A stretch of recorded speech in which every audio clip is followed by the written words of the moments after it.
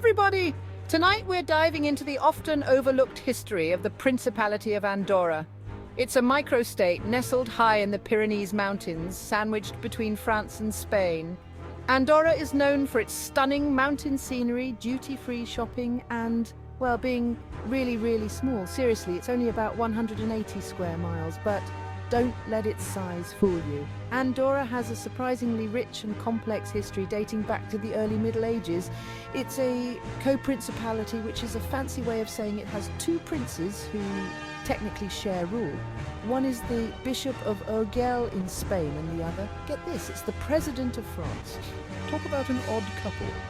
This unusual arrangement dates back to the 13th century and has somehow survived into the 21st. So buckle up as we delve into the untold history of this tiny nation with a big story to tell. The aftershocks of World War I reverberated across Europe, leaving nations to pick up the pieces and rebuild.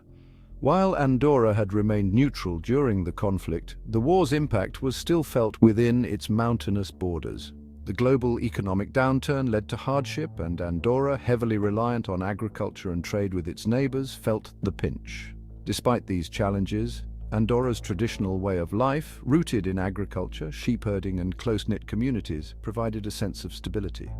The country's isolation, once a barrier to progress, now served as a shield, protecting it from the worst of the political and social turmoil engulfing Europe. Andorra's government, with its unique co-principality system, also played a role in maintaining continuity. While other European nations grappled with revolution and upheaval, Andorra's traditional leadership structure remained intact. As the 1930s drew to a close, Europe stood on the precipice of another devastating war. Germany, under the grip of Adolf Hitler's Nazi regime, was growing increasingly aggressive, its expansionist ambitions threatening to engulf the continent once more. In this climate of fear and uncertainty, Andorra sought to secure its neutrality and safeguard its independence. On September 25, 1939, just weeks after the outbreak of World War II, Andorra signed a treaty with Germany. This agreement, often overlooked in accounts of the war, is a testament to Andorra's pragmatic approach to diplomacy and its determination to survive in a world on the brink of chaos. The treaty itself was primarily a symbolic gesture. It formally ended the state of war that had technically existed between Andorra and Germany since World War I, even though neither country had actually engaged in hostilities during that conflict. While World War II raged across Europe, Andorra, nestled high in the Pyrenees, remained officially neutral. Its geographical isolation and lack of strategic importance shielded it from direct military involvement. However, the war's echoes reached even this remote corner of the world, casting a long shadow over the small nation.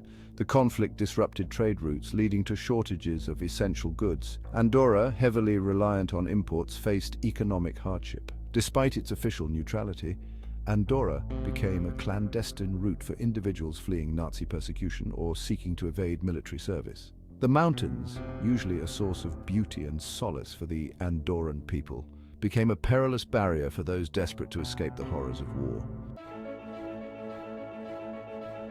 Section 5. Andorra finds its footing, the post-war years. As the dust settled after World War II, Europe began the arduous task of rebuilding. Andorra, spared the physical devastation that had ravaged much of the continent, emerged from the conflict relatively unscathed. The post-war era marked a turning point for Andorra. The country's traditional isolation, once a defining characteristic, began to erode as improved transportation and communication technologies connected it more closely to the outside world. The rise of mass tourism in the 1950s and 60s proved to be a game-changer for Andorra's economy. Its stunning mountain scenery, duty-free shopping, and unique cultural heritage attracted visitors from neighboring countries and beyond, transforming the country into a popular tourist destination. This influx of tourism brought much-needed revenue and spurred economic growth. Section 6. Tourism and Transformation, Andorra's Economic Rise. The latter half of the 20th century witnessed a remarkable economic transformation in Andorra, fueled largely by the burgeoning tourism industry. The country's stunning natural beauty, combined with its tax haven status and duty-free shopping, proved to be an irresistible draw for visitors, particularly from neighboring France and Spain. Ski resorts sprouted across the Andorran Pyrenees, offering world-class slopes and attracting winter sports enthusiasts from across Europe. The country's reputation as a shopper's paradise also grew, with visitors flocking to its duty-free shops to snag deals on everything from electronics to luxury goods. This influx of tourism brought a wave of prosperity to Andorra. Jobs were created in the hospitality, retail and construction sectors, boosting the country's economy and leading to a significant rise in living standards. The government invested heavily in infrastructure, building new roads, tunnels and other facilities to accommodate the growing number of visitors. Section 7. A Cultural Awakening. Max Frisch's Andorra, 1961.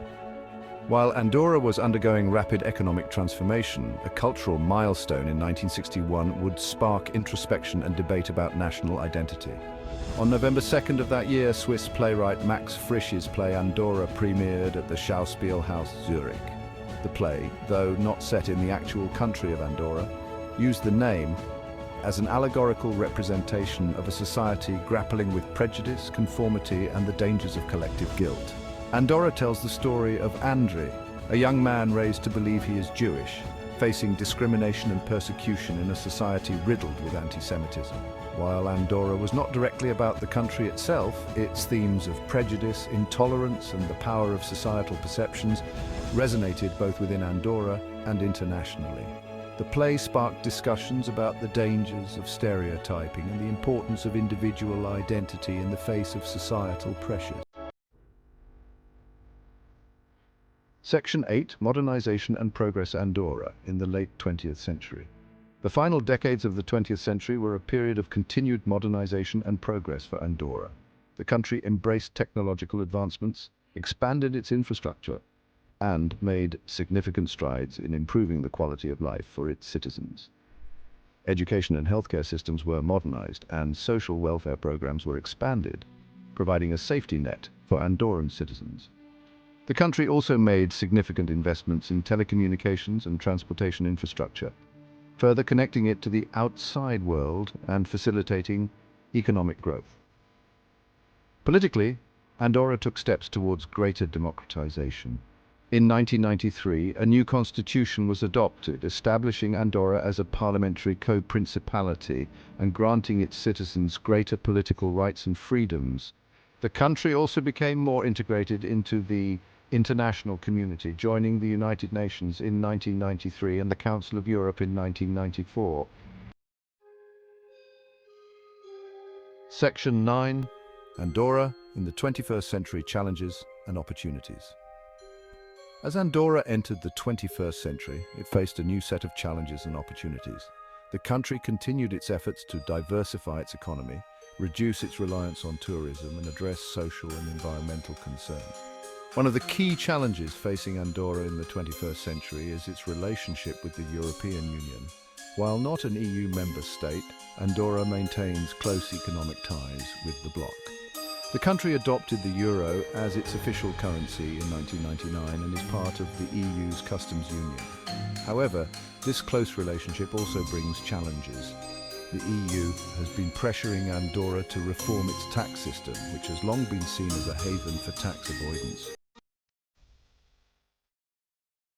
Section 10. A Unique Legacy. Andorra's place in the world. Andorra's journey through the 20th and early 21st centuries is a testament to its resilience, adaptability, and unique character. From a small, isolated agricultural society, it has transformed into a modern, prosperous nation, while still retaining its distinct cultural identity. Its co-principality system, a relic of medieval times, continues to function in the 21st century, a testament to the country's ability to balance tradition and modernity. Andorra's commitment to neutrality and diplomacy has also served it well, allowing it to maintain peaceful relations with its neighbors and navigate the complexities of international affairs. Section 11. Looking ahead. Andorra's uncertain future. As Andorra looks to the future, it faces a number of uncertainties. The global landscape is constantly shifting, presenting both challenges and opportunities for this small nation nestled in the Pyrenees. The country's heavy reliance on tourism, while a boon in the past, makes it vulnerable to economic fluctuations and external shocks. Climate change poses a significant threat to Andorra's environment and its tourism industry. The country will need to continue to adapt and find innovative solutions to mitigate the impacts of global warming. Andorra's relationship with the European Union will also continue to be a defining factor in its future. Balancing its own sovereignty with the demands of closer integration will be a delicate balancing act.